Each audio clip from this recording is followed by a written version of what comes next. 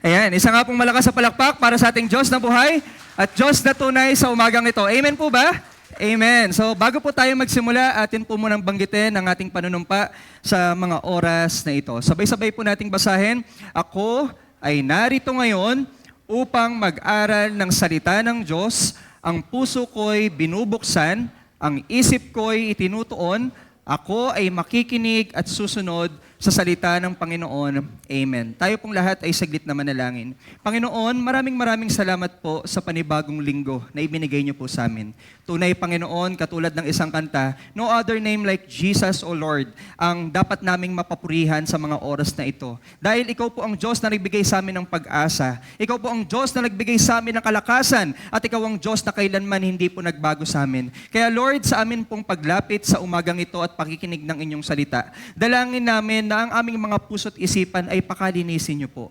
Panginoon, kung meron kayong mga nakikitang karumihan, kung meron kayong mga nakikitang kasalanan, maliit man ito or malaki sa aming paningin, ito man po ay sadya naming nagawa or hindi namin sadyang nagawa, kami po ay patawarin ninyo dito. Gusto namin, Panginoon, na maging malaya ang pagpasok ng banal mong Espiritu sa aming mga buhay at magbago po sa amin. Gusto po namin, Panginoon, na marinig ang tinig ninyo at ito po, Panginoon, ay mai-apply namin sa aming mga buhay. Lord Jesus, thank you for what you did on the cross. Salamat, Panginoon, sa ginawa ninyo sa krus ng Kalbaryo dahil dito, nagkaroon kami ng kaligtasan. At salamat, Panginoon, sa pang-araw-araw na inyong pinapatunayan na kayo po ang aming Diyos na buhay, na nandyan sa amin, kailanman hindi kami iiwan. Kaya Lord, this morning, this is for you. Gamitin nyo lamang po ako at ilagay sa inyong likuran. We offer you, Lord God, the highest praises and honor in the name of Jesus Christ we pray. Amen and amen. Tayo po mga kapatid ay makakaupo na po. So muli, magandang umaga po sa bawat isa. Magsabi nga po ng amen ang lahat ng nagagalak. Ayan, praise God. Magsabi nga po ng hooray ang lahat ng napanghihinaan ng loob. Mahina na, di ba? Alam niyo po mga kapatid, mahina na ang sagot natin dahil kapag minsan dumarating ang mga paghihina ng loob or kung minsan dumarating na ang ating mga puso ay napanghihinaan na, nahihirapan na tayong maging masaya. Di ba totoo po yun? Minsan kapag ikaw ay malungkot, ikaw ay may pinagdaraanan, ikaw ay napanghihinaan na ng loob, nahihirapan na po tayong maging masaya, magpatuloy at magpakatatag. Alam niyo po mga kapatid, dumadating po talaga ang panahon na tayo ay minsan sinusubok at tayo ay napanghihinaan ng loob. Dahil dito, minsan ang puso natin gusto nang sumuko. Dahil dito, minsan ang puso natin gusto nang bumagsak. Pero mga kapatid, minsan ang mga problema na to ay dumarating para mapalakas din tayo. Alam niyo po mga kapatid, sinearch ko po sa internet, sinearch ko kay ChatGPT, ano nga ba yung mga top 10 reasons bakit ang mga tao ay napanghihinaan ng loob? Ano po kaya yung mga dahilan? Bakit maraming tao, Kristiyano man or hindi, ay napanghihinaan ng loob? Ito po yung mga na-research ko from ChatGPT. Ito po yung mga sinabi niya. Si ChatGPT pala, kilala kayo. Si ChatGPT pala, alam kung ano yung mga pinagdaraanan natin. Tignan niyo po yung mga nakita ko. Unang rason, sabi ni ChatGPT, ang reason daw kaya ang tao napanghihinaan ng loob kasi may mga pinagdaraan ng problema sa pamilya.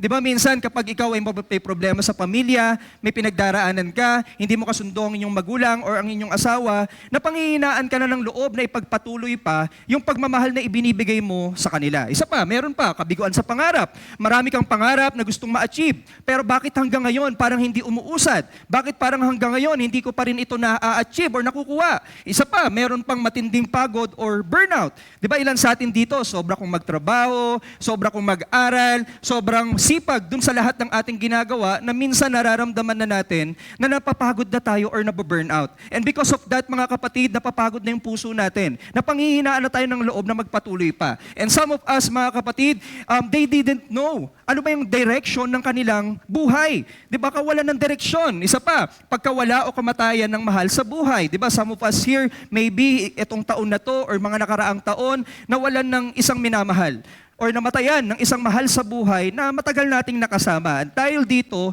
is nawawalan na tayo ng gana. Isa pa mga kapatid, number 6, kulang sa suporta o pag-unawa. Di ba? We need support from the people na inaasahan natin pero hindi ito nabibigay sa atin. And because of that, sabi ko, bakit pa ba tayo magpapatuloy? Wala naman akong suportang nakukuha sa kanya. Bakit pa ba ako magpapatuloy kung siya naman, na taong malapit sa akin, hindi naman ako naiintindihan? Di ba? Isa pa, sunod-sunod na pagsubok. May pagsubok kahapon, may pagsubok na naman ngayon. May pagsubok last week, may pagsubok na naman ngayon. Because of that, ayaw na natin. Tutuloy pa ba ako, Lord? Parang ayoko na. Di ba? Isa pa, kakulangan sa pananalapi, financial problems, and etc. Sometimes, financial problems nagbibigay sa atin para magsumuko or mag-give up yung heart natin at mapanghinaan na ng loob. Pagkakasala or guilt.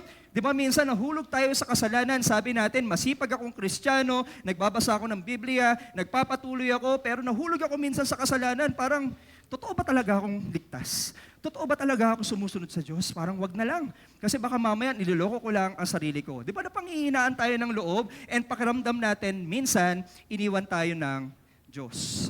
Di ba alam niyo po mga kapatid, hindi ko alam kung ano yung sitwasyon niyo. Hindi ko alam kung ano yung mga personal na buhay nyo. Pero baka isa sa atin, isa dyan sa mga reason na yan, yung pinagdadaanan natin. Isa dyan sa mga reason na yan, nandun tayo. Di ba? Ano man ito, mga kapatid, ano man ang inyong mga pinagdadaanan, kahit na minsan gustong sumuko ang puso natin, tandaan natin na kailanman ang Diyos hindi nagbago. Amen po ba? Amen. So, mga kapatid, ang title natin ngayong umaga, dahil ang Diyos hindi nagbago, puso, wag susuko. So ang mga puso natin, kailangan nating diktahan. Napapagod ka na ba, puso? Huwag kang susuko. Napanghihinaan ka na ba ng loob? Aking puso, huwag kang mapanghihinaan ng loob. Huwag kang susuko. Basahin natin ang 2 Corinthians chapter 4, verses 16 to 18. Sige po, basahin natin. Kaya't hindi kami nasisiraan ng loob. Kahit na humihina ang aming katawang lupa, patuloy namang pinalalakas ang aming espiritu araw-araw. Verse 17, ang bahagya at panandaliang kapighatiang dinaranas namin ngayon ay magbubunga ng kagalakang walang hanggan at walang katulad. Verse 18, kaya't ang paningin namin ay nakatuon sa mga bagay na di nakikita at sa hindi sa mga bagay na nakikita, sapagkat panandalian lamang ang mga bagay na nakikita, ngunit walang hanggan ang mga bagay na di nakikita. Mga kapatid, in 2 Corinthians chapter 4, walang ibang nagsulat dito kundi si Paul. At kilala natin si Paul. Siya po, mga kapatid, ay isang persecutor. Siya ay isang matalinong tao na pumapatay ng mga Kristiyano. Pero nung siya ay dumating sa pagkakataon na nakilala niya si Kristo, meron po siyang mga pagsubok na mga pinagdaraanan. Meron po siyang mga persecution na pinagdaraanan. Kaya't mga kapatid, kahit nga minsan may isip natin, pastor, si Paul na yan apostle na yan ni Jesus Christ. Pero bakit nung nakakilala siya kay Lord, may pinagdaraanan pa rin siyang pagsubok? Pero bakit nung nakakilala na siya kay Lord, meron pa rin mga persecution na nangyayari sa kanya? Di ba dapat, pastor, kapag ikaw ay nakakilala na sa Lord, dapat medyo lesson na yan. Dapat, di ba, pastor, kapag ikaw ay nakakilala sa Lord, medyo nababawasan na yung mga persecution sa'yo. Alam niyo po mga kapatid, kahit ang mga tapat na lingkod, gaya ni Paul, ay dumadaan din sa matinding paghihirap. Pero ano po ang naging tugon niya dito sa verses na binasa natin? Ang naging tugon po ni Paul, kaya't hindi kami nasisiraan ng loob.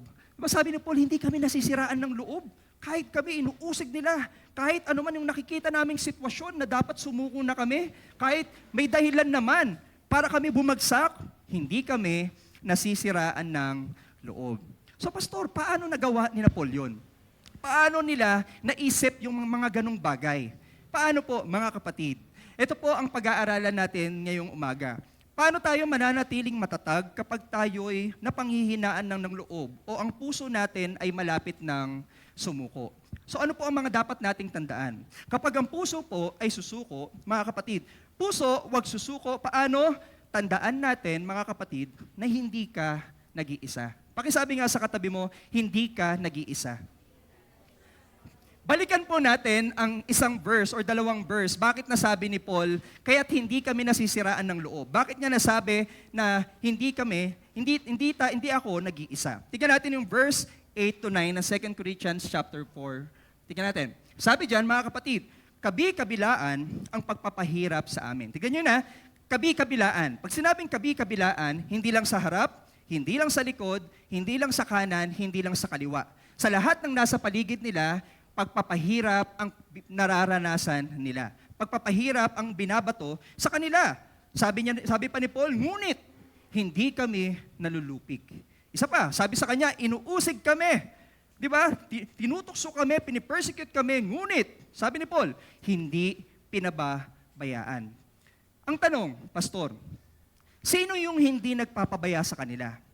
Alam niyo po, before si Paul umikot, patungo dun sa mga tinawag sa kanya ng Diyos, patungo dun sa mga pinagkatiwala sa kanya ng Diyos. Kaya nasasabi ni Paul na hindi siya pinababayaan sa mga oras ng paghihirap nila. Bakit? Mga kapatid, balikan po natin ang sinabi sa Acts chapter 18 verses 9 to 10. Ito po yung verses or books from the Bible before po ng 2 Corinthians. Si Paul din po to. Sabi dito, one night, the Lord spoke to Paul in a vision. Sabi doon, do not be afraid. Sabi kay Paul, keep on speaking, do not be silent. For I am with you. Sabi, for I am with you, and no one is going to attack and harm you because I have many people in this city. Sino daw po ang kasama ni Paul? Sino ang kasama ni Paul? Maliban kay Timothy na kanyang mini-mentor, sino po ang kasama ni Paul? Ang Diyos. So sino po ang hindi nagpapabaya sa kanila?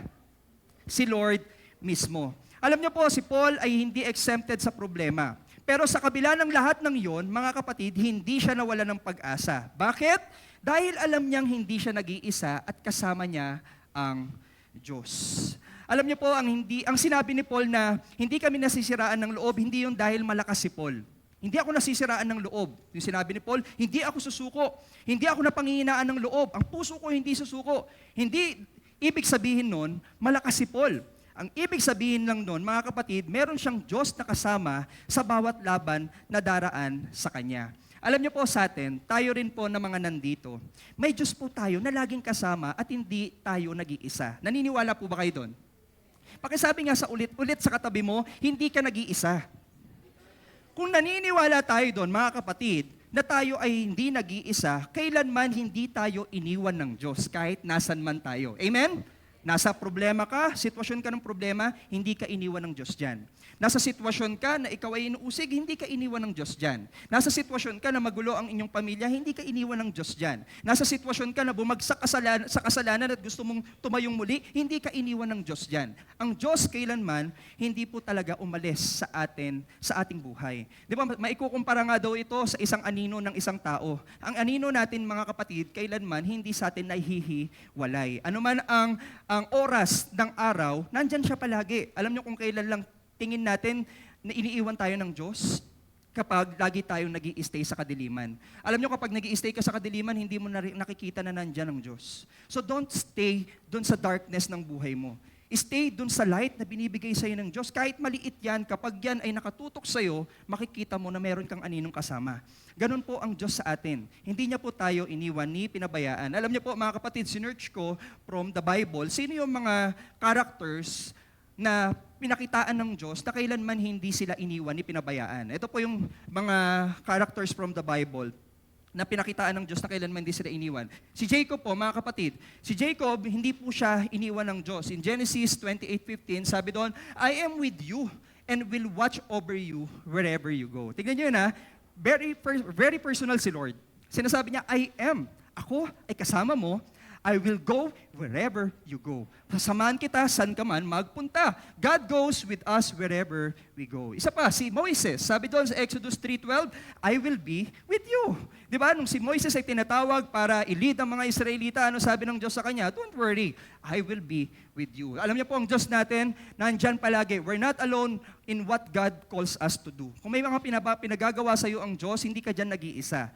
Isa pa, mga kapatid, si Joshua, I will be with you, I will never leave you, never will forsake you. God's presence brings us strength and courage. Isa pa, sa mga Israelita, I am with you, do not be dismayed, for I am your God. Huwag kayong magduda, huwag kayong ma-disappoint, kasi ako yung Diyos nyo. Sabi sa mga Israelita, kay Jeremiah, I am with you and will rescue you, declares the Lord. God protects and sends with purpose. Isa pa, kay Haggai to Zerubbabel, I am with you, declares the Lord. And Jesus to His disciples, I am with you always, to the very end of the age. Alam niyo po, ang presensya ni Kristo is unending.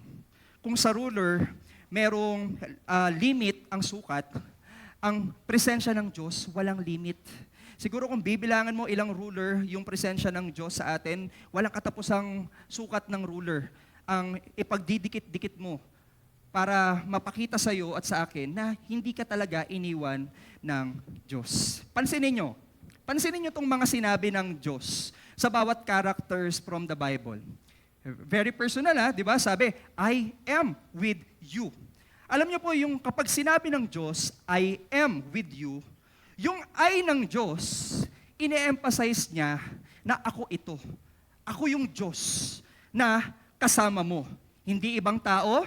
Ako yung Diyos na kasama mo. Hindi yung kakilala mo. Ako yung Diyos na kasama mo. Hindi yung sitwasyon mo. Ako yung Diyos na kasama mo. Hindi lang yung pinadala ko sa'yo. Alam niyo yung I ng Lord, pinapakita na I, the Lord, is the God who creates everything. Alam niyo, kailangan minsan maintindihan natin sino yung kasama natin eh. Di ba minsan, nagkakaroon tayo ng pagtitiwala sa tao kapag naiintindihan mo kung sino yung kasama mo. Di ba halimbawa mga kapatid, kasama mo yung classmate mo na matalino. Nagkakaroon ka ng tiwala sa kanya kasi alam mong matalino siya. Pwede niya akong pakopyahin, Pastor.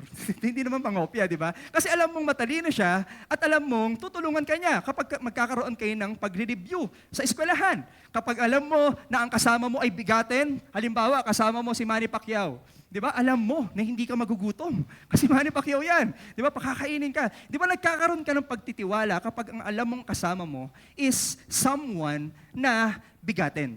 Ang Diyos po natin, mga kapatid, yung I ng Lord na sinasabi diyan, nagpapakita that He is the Lord who creates everything. I, the Lord, who creates everything, is with you. I, the Lord Almighty, is with you. I, the Lord, who is a promise keeper, who's with you. Di ba? Sabihin mo nga sa katabi mo, the Lord who creates everything is with you. Medyo mahaba, no? Medyo mahaba. Sige, pasensya na kayo. Di ba mga kapatid? So yung I ng Lord, mga kapatid, this is something personal. Di ba? Hindi lang siya basta nag-send ng encouragement. Di ba? O, padadala ko tong letter, O, tignan mo to. Basahin mo, kasama kita. Hindi lang siya basta nagpadala ng letter. Truly, the Lord is with us. Hindi mo man nakikita, but the Holy Spirit is truly besides you. Hindi mo man nakikita, minsan hindi natin nararamdaman, pero kailanman, hindi kanya talaga iniwan ni pinabayaan man. Hindi siya nagpadala ng anghel para sabihin sa yung kasama mo siya. Hindi siya nagpadala ng encouragement para sabihin sa iyo na kasama mo siya. The Lord says, I am with you. Isa pang ibig sabihin nun, He gives Himself. Binigay niya talaga yung sarili niya sa atin. Di ba patunay doon na binigay niya ang sarili niya? Si Jesus Christ. Di ba si Jesus, hindi niya naman talaga kailangan bumaba ng lupa, pero dahil mahal ka niya, binigay niya ang sarili niya. Bumaba siya sa lupa para iparamdam sa'yo at ipakita sa'yo na naiintindihan niya yung sitwasyon mo. Para iparamdam sa'yo na nakikita niya kung ano ang pinagdaraanan mo. Jesus Christ gives Himself. He gives Himself. Next slide, please. Di ba? Mga kapatid, ganyan ang Diyos natin. When God says, I am with you, He is renewing His covenant promise. Just like He told Abraham.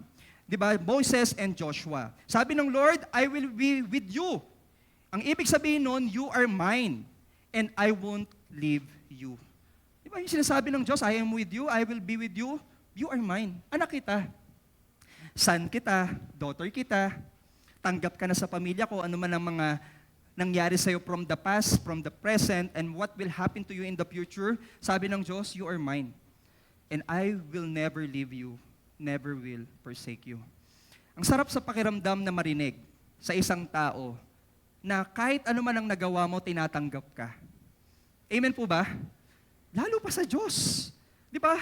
Alam natin sa sarili natin, we did so many things sa buhay natin na minsan hindi ka aya-aya sa paningin niya. At alam natin sa sarili natin na maraming beses na tayong sumuko. But the Lord still says, I will never leave you, never will forsake you. You are mine. Anak kita. Hindi kita pababayaan ni iiwan. Kaya pagkasabi nga ulit sa katabi mo, the Lord is with you. When God says, I am with you, yung I ng Lord is the reminder of His power. Pinapakita niya na makapangyarihan siya. I is the reminder of God's power. I is the reminder of His personal presence with you. I is the reminder of His unchanging promises with you. And I is the reminder of His deep love for you. Malalim na pagmamahal. So, question ko sa inyo kapatid, sino dito sa atin ang mag-isa lang sa buhay? Maaaring ilan sa atin dito mag-isa na lang na nakatira sa tahanan. Or maaaring ilan sa atin dito may kasama nga pero feeling natin mag-isa tayo. Maaaring ilan sa atin dito, araw-araw naman may pinagkakaabalahan. Pero pakiramdam natin, laging tayo pa rin, mag-isa pa rin ang kumikilos sa buhay. Kapatid, papaalala ko lang, kasama mo ang Diyos. Alam mo, subukan nyo to minsan. Subukan nyo. Yung kapag may problema ka, tapos sasabihin mo, wait lang kasama ko pala ang Diyos. Nandyan pala siya. Kailangan ko lang siyang i-acknowledge. Kailangan ko lang siyang tanggapin. At kailangan ko lang ipaalam sa Diyos na may pinagdaraanan ako. Minsan kinikimkim natin Di ba? Minsan sarili na lang natin, akala natin we can solve all the problems sa buhay natin lang tayo lang. But the truth is, we need the Lord. Kailangan po natin siya. So sa umagang ito, sabihin nga natin to. Paki-next slide please. Sabihin natin, I am. Kung sasabihin ng Diyos sa bagay na to, I am with. Kung ilalagay natin ang pangalan natin doon, di ba sabi ng Lord, I am with you. Kung pangalan natin ang ilalagay natin doon, sasabihin natin, I am with Kuya Manuel. I am with Pastor Christian. I am with. Sabihin natin yon mga kapatid. You know why? When we declares that the Lord is with us, hindi ka na matatakot. Mababawasan ang kaba mo, magkakaroon ka ng kapayapaan. God's presence is promised. Personal and powerful. Whatever you're facing today, you are not alone. You are not alone. So wag tayong susuko. Pastor, paano yan? Paano kapag sunod-sunod naman yung pagsubok? Minsan naiisip ko tuloy, Pastor, bakit naman ganun? Mas lalo akong lumalapit kay Lord, mas lalo akong nagdilingkod kay Lord, pero parang mas lalo akong sinusubok. Pakiramdam ko, mas iba yung kasama ko. Di ba, pakiramdam ko, Pastor, parang iba yung sumusubok sa akin. Bakit parang iba yung nangyayari? Sumusunod naman ako kay Lord. Alam niyo kung bakit? Kapag minsan tayo nasa gitna na ng plano ng Diyos at sumusunod na sa Diyos, asahan mong pipigilan ka ng kaaway para hindi sumunod sa Kanya. Minsan may lumapit sa akin, Pastor, bakit naman nung every week na kami nag-church? Tapos kami mag-asawa, sinasama ko na sa church, pati pamilya ko, tsaka pa kami nag-away. Bigla namang nakita niya lahat ng mga problema, ang mga ganyan-ganyan, etc., etc. Sabi ko, ganun talaga ang kaaway. Pag nakita na ng kaaway na kasama mo na ang Diyos at ina-acknowledge mo na ang Diyos, gagawa na ang kaaway ng paraan para hilain ka pabalik. Pero huwag tayong mamroblema. Huwag tayong mag-alala. Bakit? Katulad ng isang sundalo na kahit naduguan at sa digmaan, kahit na napapagod, alam niyang kasama niya pa rin ang kanyang commander. Hindi ang asawa natin ang commander natin. Ang commander natin, walang iba kundi ang Diyos. Pakisabi nga, commander ko ang Diyos. Kasama natin siya, hindi nagbabago kailanman. So, mga kapatid, sa umagang ito, ano man yung nagbibigay sa inyo ng dahilan para mapanghinaan ng loob at at susuko na kayo, sabihin mo sa Diyos kung ano yun. Ano ba yung nagpapahina sa iyo ng loob? Ano sa tingin nyo? Kayo po ang makakasagot nun. Sabihin po natin ito ng totoo sa Kanya. And the Lord is willing to listen to you. Di ba nakakatuwa nga ang Diyos? Kung ang ibang tao makikinig sa iyo pero at the back of his mind, meron na siyang pagja-judge. Di ba? Kung ang tao makikinig sa iyo pero kinabukasan yung sinabi mo, nasabi na sa ibang tao, ang Diyos hindi ganun. Ang Diyos makikinig sa iyo and is willing to help you. Huwag kang mahiyang aminin ang kahinaan mo sa presensya ng Diyos, ligtas ka. Ulitin ko, huwag kang mahiyang aminin ang kahinaan mo sa harapan ng Diyos kasi sa presensya ng Diyos, ligtas ka. Kaya sa umagang ito, kung ang puso mo ay susuko at napanghihinaan na ng loob, tandaan mo, hindi ka nag-iisa. Hindi ka nag-iisa, kapatid. At pangalawa, mga kapatid, kung nararamdaman natin na minsan tayo ay napanghihinaan na ng loob at tayo ay susuko na, ang ating mga puso, malapit nang mag-give up, is mga kapatid, umasa sa kapangyarihan ng banal na Espiritu. Umasa. Pag sinabing umasa is to depend.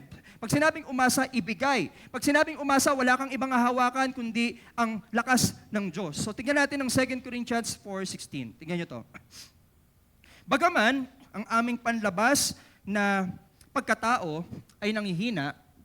Ito, basahin natin. Verse 16. Kaya't hindi kami nasisiraan ng loob kahit na humihina ang aming katawang lupa, patuloy namang pinalalakas ang aming espiritu araw-araw. So malinaw, tingnan niyo mga kapatid. Kahit na daw nanghihina sina Paul, na kahit na daw ang kanilang katawang lupa ay na nanghihina na, pinalalakas naman daw ang kanilang panloob araw-araw. Alam niyo, ang ganda ng pangalan ng church natin. The name of our church is Day by Day. And may meaning actually ang word na day by day in the Bible. Because day by day, we can renew our strength through the power of the Holy Spirit. Di ba, everyday naman, hindi naman talaga laging okay yung strength natin. Pwedeng bagsak ang yung strength mo ngayon, pwedeng tomorrow maayos ang strength mo, pero bukas mahina na ulit. Pero deep inside of us, pwedeng mag-renew.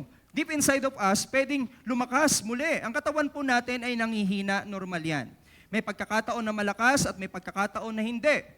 At may pagkakataon na ang puso natin ay napanghinaan ng loob. Pero ang kagandahan po mga kapatid ng buhay natin bilang isang Kristiyano, habang humihina ang panlabas, mas lalong umaasa dapat tayo sa kalakasan na nagmumula sa Diyos. So humihina ang panloob mo dahil na burnout ka, try to pray. Try to sit down and ask the Holy Spirit, Lord, give me strength. Mare-restore ba ang strength physically kagad? Lord, change the situation. Help me in this situation. Magbabago pa kagad ang sitwasyon? Hindi. Pero deep inside of you, meron ka ng peace. Deep inside of you, meron ka ng joy. Deep inside of you, mga kapatid, meron ka ng freedom doon sa sitwasyon na nakatali ka at hirap na hirap ka. Di ba? Deep inside of you pa lang, nagkakaroon na ng changes. And because of that, nagkakaroon na po tayo ng lakas, mga kapatid. Bakit? Sa sarili ba nating kalakasan? According to 2 Corinthians 12:9, hindi ito gagagaling sa sarili nating kalakasan. Sabi po sa 2 Corinthians 12:9, my grace is sufficient for you, for my power is made perfect in weakness. Ang grace daw ng Lord, ang biyaya ng Lord, ay sapat para sa'yo. Kung ano yung kahinaan na pinagdaraanan mo, sapat daw yung kalakasan ng Diyos dyan. Kasi ang kalakasan ng Diyos na ipapakita saan? Sa kahinaan natin. Imagine, sobrang lakas mo na. Imagine, araw-araw na lang, feeling mo, kaya mo na lahat. Baka sabihin mo sa sarili mo, hindi mo na kailangan ng Diyos. Di ba? Baka sabihin mo sa sarili mo, bakit ko pa kailangan ng Diyos? Nasolve ko naman in my own logic, in my own strength, emotions, lahat ng mga problema ko. Baka hindi na natin kailangan ng Diyos. Di ba? Sometimes, mga kapatid, dumadaan ng weaknesses in our life para yung kalakasan ng Diyos maipakita sa atin. Alam niyo po, ang panloob na pagkatao natin ay yung spirito natin. Pananampalataya at relasyon sa Diyos. Sa araw-araw, sa gitna man ng kahinaan at kapigatian, pagsubok, binubuhusan po tayo ng Diyos ng bagong lakas. Di ba merong kanta, His mercy is new every morning. Sino dito ang masasabi na kaninang umaga ay nakaramdam sila ng lakas at mercy ng Diyos kaninang umaga? Magsabi nga ng amen? Amen. Sino dito ang nagising pa kaninang umaga? O, amen. Alam mo, mamaya hindi kayo mag-amen. Nandito kayo ngayon, ibig sabihin nagising pa kayo. Nandito kayo ngayon, nakadilat pa kayo, ibig sabihin may panibagong kalakasan. Alam niyo po, naalala ko tuloy yung kwento ni na Moises. Di ba? Alam natin na minsan sina Moises, ang mga Israelita, sina Joshua, dumaan sa mga battles before they will enter the promised land or before they can enter the promised land. Di ba? Dumaan sila sa mga battles ng buhay nila. At minsan, mga kapatid, nung dumaan sila sa battles, may pagkakataon na napanghihinaan sila ng loob. May pagkakataon na matatalo sila. Alam niyo ba yung story na kung saan si Moises itinaas yung kamay? Tapos, nasa battle sila, nananalo sila nung tinataas yung kamay. Di ba, parang ganito yan eh. Magtatawag ako ng volunteers. Tawagin ko muna si Moises. Pwede bang ikaw muna si Moises? Ayan, halika dito. Ayan. Ayan, dito ka, Ayan, so Moises, halika dito. Ayan, siya muna si Moises. And then magtatawag pa ako ng isang Moises number 2. Moises, halika dito. Halimbawa na lang. Halimbawa, Moises, halika. Dito ka. O sige, wag ng Moises. Anong pangalan niya? Anong gusto niyo? Alden. O sige, si Alden. Ayan, si Alden. Halimbawa na lang si Alden at si Moises. Alam niyo po, nung si Moises ay dumaan sa mga pagsubok or sa battle noong panahon ng sila ay papasok sa Promised Land, ang ginawa ni Moises, itinaas yung kamay. Tama ho ba? O sige, bago si Moises, yan, sige. Moises, gawin mong ganito. Ganyan, yan. Ayan, gawin niya si Moises, Ayan. Then, halimbawa na lang si Alden, siya ay isang normal na tao at wala siya sa panahon ni Moises. At kapag ang isang normal na tao dumaan sa pagsubok, minsan kung ano ang nakikita mo sa harap mo, at minsan kung ano ang mga hawak ninyo, doon tayo umaasa ng kalakasan. Okay ka lang, Moises? Okay ka, okay ka lang, Moises? O sige, baba mo muna. Mamaya mo na itaas. Yan. Sige. Alam nyo, minsan, kapag tayo ay may mga pagsubok, ulitin ko pag tayo ay may mga pagsubok, tapos tayo ay nanghihina na kung ano ang nasa harap natin at kung ano yung mga hawak natin, minsan akala natin doon tayo makakakuha ng lakas. Parang ganito. Pero nga ako ng electric pan. Hawak mo ba electric pan mo? Ayun, pero ako. Minsan, nakafocus tayo dun sa mga hawak natin at problema. Ganito po minsan ang natin. Ang paraan natin. Hawakan mo to, then straight forward. Yan, hawakan mo dalawang kamay.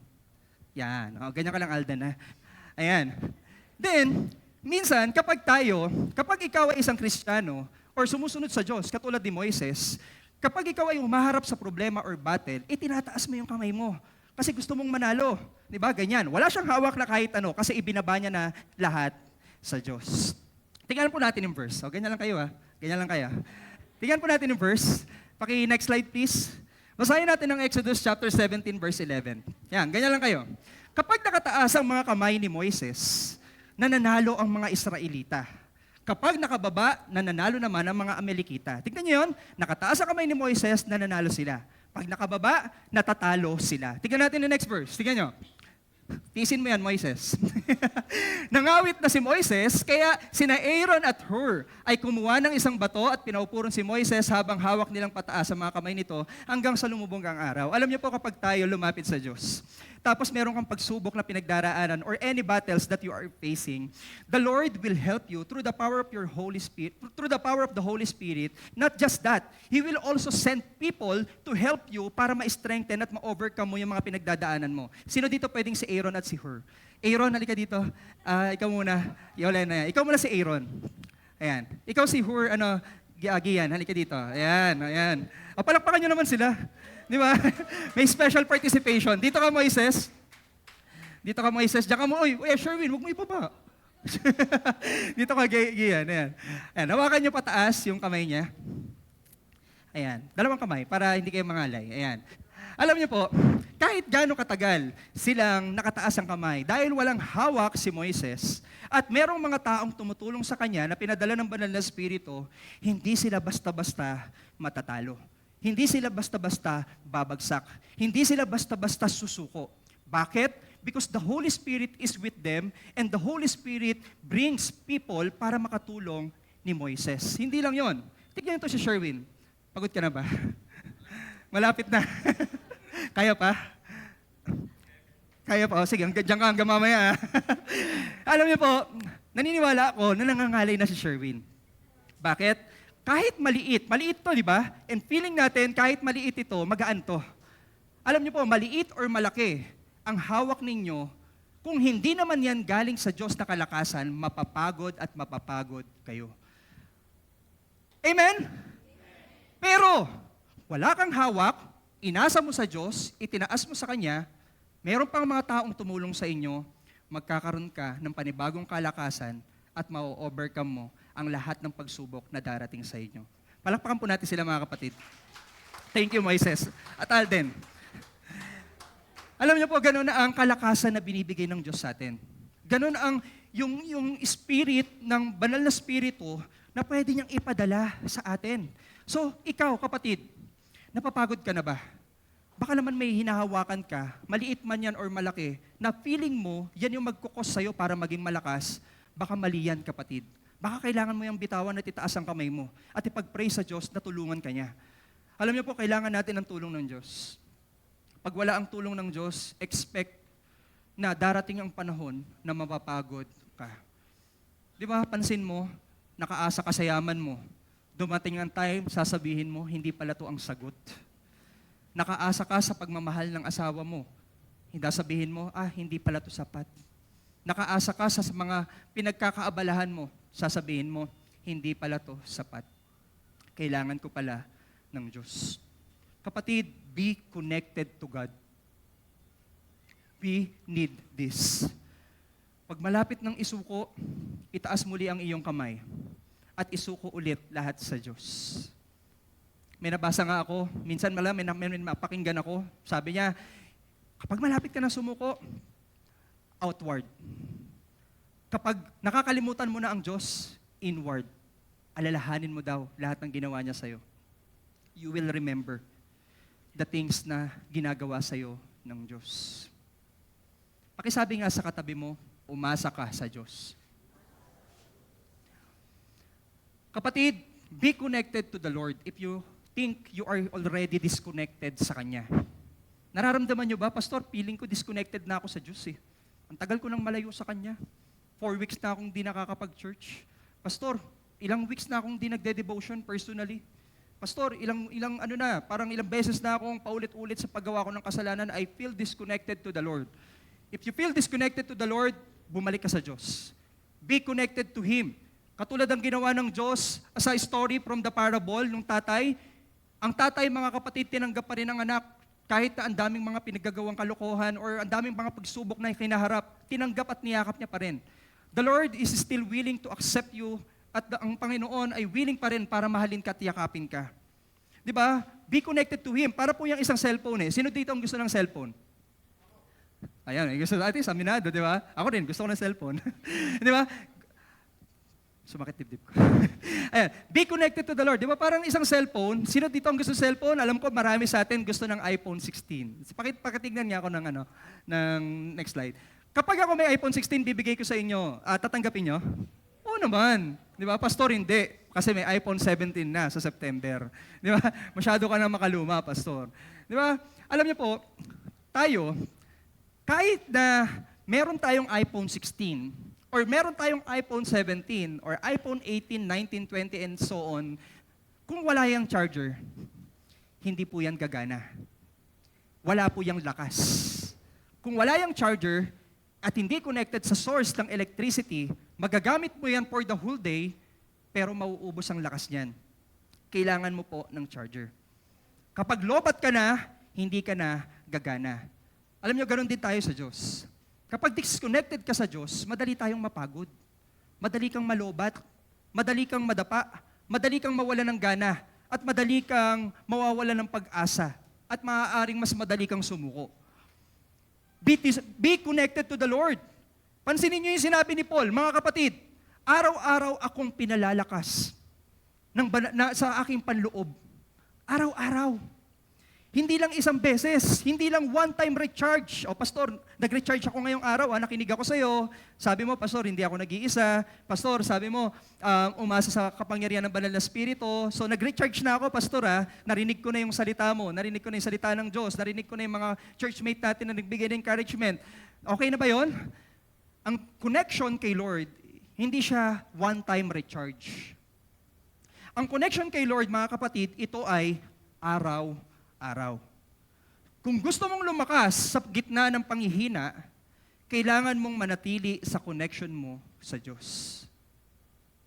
How can you say, ngayon, paano mo masasabi ngayon na you are still connected to the Lord? Na you are still connected dun sa presensya niya, that you can still hear His voice. How can you say? Pastor, pag narinig ko na kayo, hindi naman si Pastor, si Lord, di ba? May Lord tayo. Be connected to Him. So paano, Pastor? Alam nyo, naniniwala ako na mapapagod naman talaga tayo. Pero lagi tayong may choice to be connected to Him. Paano? Ito po mga paraan. Mga paraan upang mapanatili ang lakas mula sa Diyos. Tignan nyo to, mga kapatid. Number 1, next slide please, magbasa ng salita ng Diyos araw-araw. Read the Bible every day. Paano po nagtagumpay si Joshua? nung makarap sila sa battle before they enter the promised land. Or before, nung nasa promised land na sila, paano nila na-conquer yung mga bagay na pinangako sa kanila ng Diyos? Ano sabi ng Diyos sa kanya sa Joshua 1:9? Meditate the word of God day and night. I-meditate mo, aaralin mo, babasahin mo, i-reflect mo ang salita ng Diyos araw-araw. My question is, ilan sa atin dito ang nagbasa kaninang umaga? Ilan sa atin dito ang nagbasa kahapon? Ilan dito sa atin ang nagbasa nung Friday? Merong pong research na sinasabi na kapag ang tao daw nagbabasa ng more than 4 times a week ng salita ng Diyos, 60% nagtatransform yung buhay nila. Nagtatransform. So if you want transformation, or if you need transformation, if you need encouragement, read the Word of God every day. Isa pa, manalangin kahit walang gana. Ito, naniniwala ako, minsan wala talaga tayong ganang manalangin. Why? Because of some circumstances na nangyayari. Biruin mo may problema ka, tapos mananalangin ka. Ang hirap. Biruin mo magkaaway kayo, tapos mananalangin ka. Ang hirap. Di ba? Biruin mo meron kang financial problems, tapos mananalangin ka. Ang hirap. Di ba? Pero kahit wala kang gana, manalangin ka. Why? Because it's not because of you. It's because who God is, yung kinakausap mo. Kung sino siya, yun ang magbibigay sa'yo ng kalakasan. Kung sino siya, yun ang magbibigay sa'yo ng kasagutan sa mga panalangin mo. So kung hindi ka mananalangin, how can you communicate to God? The Lord communicates to us through His Word. And we are communicating to God through our prayers. So don't forget your prayers. And of course, makinig sa awitin ng pananampalataya. Listen to worship songs. Minsan may narinig ako, pagkagising niya daw sa umaga, sabi niya, una kong pinapatugtog, Pastor, worship songs. Kasi gusto kong mabalot ng banal na spirito ang lugar ko. Na kahit anong dumaan, maaalala ko na kasama ko ang Diyos. Di ba, alam nyo, minsan may narinig ako, may problema na nga, broken-hearted na nga, ang pinatugtog pa, sana dalawa ang puso ko. Di mas lalo ka naging broken. Di ba? Alam mo yun, may pinagdadaanan ka na nga, yung pinatutugtog mo pa yung something na nakaka-down sa puso mo. Di ba? Susuko, may mga pagsuko na, kapag yung sobrang luha na pinapakinggan pa, mas makinig tayo sa worship songs. Hindi naman pinagbabawalan ang mga secular songs, kasi kung hindi naman masama at maganda naman ang mga lyrics, hindi yan pinagbabawalan. Pero most of the time, dapat pakinggan natin yung mga worship songs because it will bring, mga kapatid, happiness to your emotions. Especially, makipag-fellowship sa kapwa Kristiyano. Di ba matagal ka na bang aloof sa kapwa mo Kristiyano? Matagal ka na bang lumalayo sa kanila kasi feeling mo hindi ka na belong? Kasi feeling mo matagal kang nawala? Or feeling mo, mga kapatid, hindi mo sila nakaka-vibes? Makapag-fellowship po tayo. Kasi makakatulong po ito sa atin. So kapag napanghihinaan ng loob, huwag lalayo. Lumapit. Ulitin ko. Kapag napanghihinaan ng loob, kapag malapit ng sumuko, huwag lumayo, lumapit. Lumapit sa Diyos. Dahil ang Diyos lang ang pinagmumulan ng lakas na hindi na uubos. Yung tao na kinukuha mo ng lakas, mauubos din ang lakas niyan. Maiinis din yan sa'yo balang araw. Araw-araw na lang ito nagsalalabas sa sama ng loob sa akin. Araw-araw na lang ito lumalapit sa akin, may problema. Mauubos din ang lakas niyan. Sa Diyos, hindi na uubos ang lakas. So ano ulit ang number 1 natin, mga kapatid? Tandaan na hindi ka, ano yung pangalawa? Umasa sa kapangyarihan ng banal na spirito. And pangatlo, mga kapatid, puso, wag susuko. Paano? Number 3, tumingin sa gantimpala ng Diyos. Alam nyo ba, maliban sa gift, salvation is the gift of God to us. Hindi natin ito na-earned dahil sa mabuti tayo. Hindi natin ito na-achieve dahil sa mga bagay na nagawa natin. Regalo po ang salvation. Pero alam nyo ba, mga kapatid, when we endure something, when we do something good, and when we do something na righteous sa harap ng Diyos, meron tayong gantimpala sa langit. Alam niyo po ba yon, mga kapatid? We all have a rewards sa langit. Ika-crown tayo ng Diyos bilang isang faithful and good servant. Ma-achieve po natin yan sa langit. Basahin po natin ang verse 17 to 18. Ang bagya at panandali ang kapigyatiang dinaranas namin ngayon ay magbubunga ng kagalakang walang hanggan at walang katulad. Tignan niyo yun ha. Ano sabi doon? Yung dinaranas daw namin ngayon, magbubunga ng kagalakan. na walang hanggan. Yung kagalakan hindi lang dito sa lupa. Yung kagalakan na mararanasan mo sa langit, wala nang sakit, wala nang hirap, wala nang pagdurusa, walang hanggan at walang katulad. You cannot compare this to anything na nakikita mo sa buhay mo. Verse 18. Tingnan natin. Kaya't ang paningin namin ay nakatuon sa mga bagay na di na kikita. That's our faith.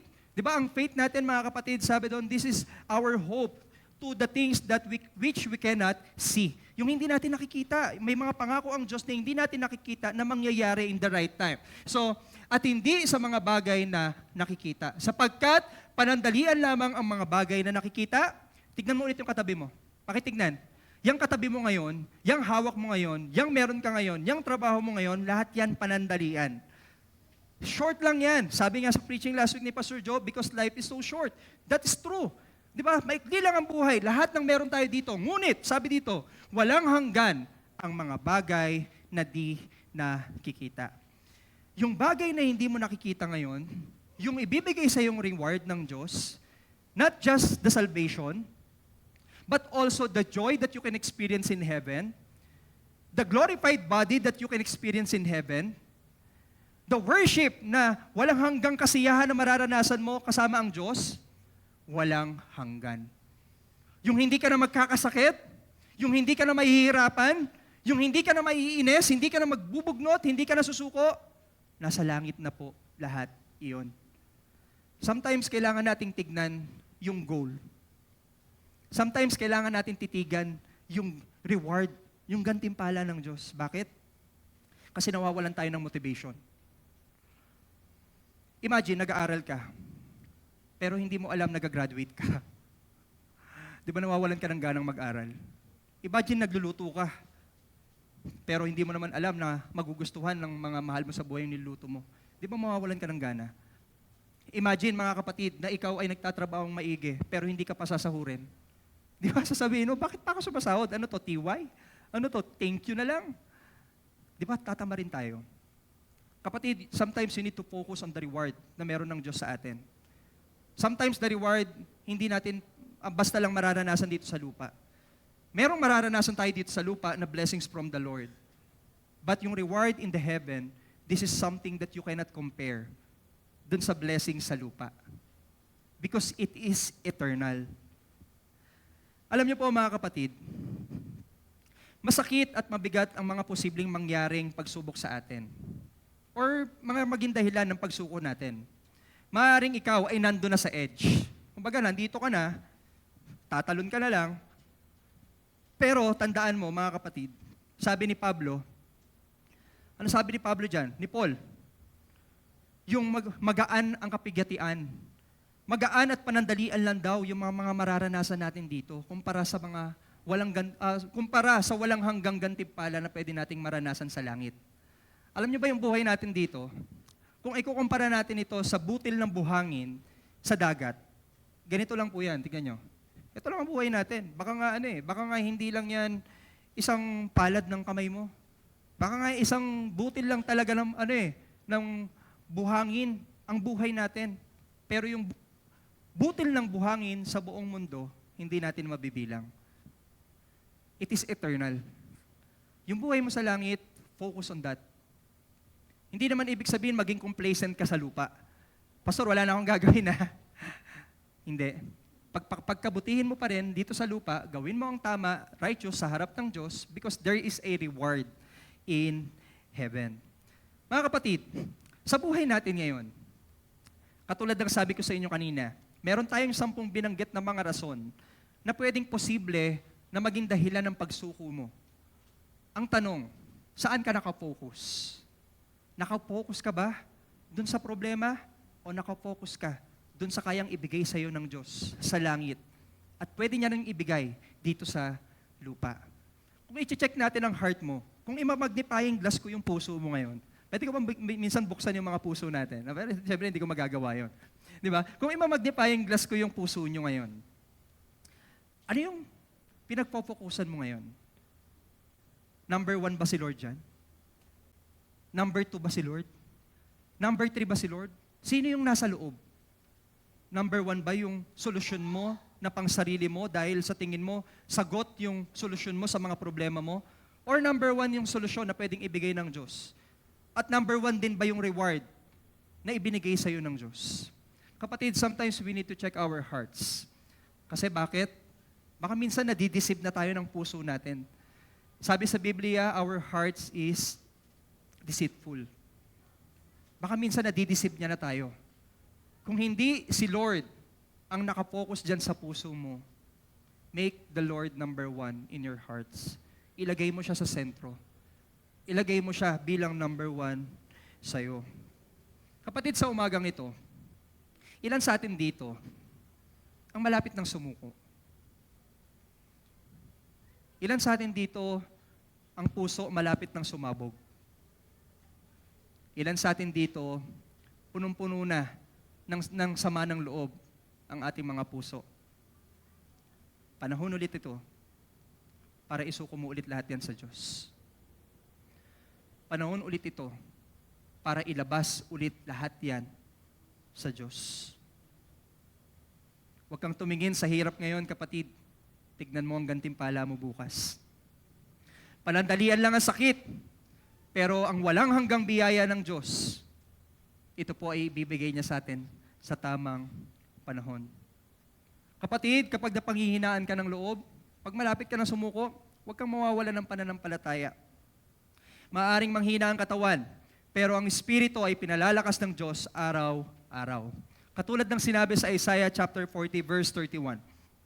Sabi dito, mga kapatid, ngunit silang naghihintay sa Panginoon ay muling magkakaroon ng lakas. Magkakaroon po kayo muli ng lakas sa umagang ito. Magkakaroon po kayo muli ng lakas sa buong linggong ito at magkakaroon po tayong muli ng lakas sa buong buhay natin na daraan pa sa bawat araw sa atin. So ano yung kinakaharap mo? Hintayin mo ang kalakasan ng Diyos. Bibigyan ka niya. Magsabi nga ng amen ang nagkiklaim ng strength mula sa Diyos. Amen. Praise God. Palakpakan po natin ang ating Panginoon.